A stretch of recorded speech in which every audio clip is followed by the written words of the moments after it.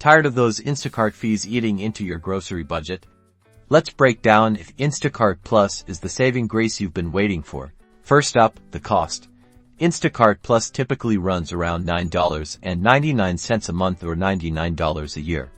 Keep an eye out, Instacart sometimes offers discounted rates, so be sure to check your app for potential savings. The biggest draw of Instacart Plus is the reduced service fees.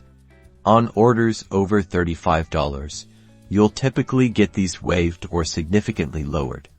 This can add up fast, especially if you order frequently. Notice the service fee difference. It can easily save you a few dollars on each order. Factor in how often you order to estimate your potential monthly savings. Instacart Plus also often unlocks exclusive perks like priority delivery, meaning faster service, and potential access to exclusive deals and discounts on select items. Priority delivery can be a lifesaver if you need your groceries ASAP. Imagine getting your ingredients in time for dinner, even when you're short on time. So, is it worth it? Do the math. Estimate how many times a month you order and your average order value. Then, see if those service fee savings offset the monthly subscription cost. If you're a regular Instacart user, Instacart Plus is probably a no-brainer.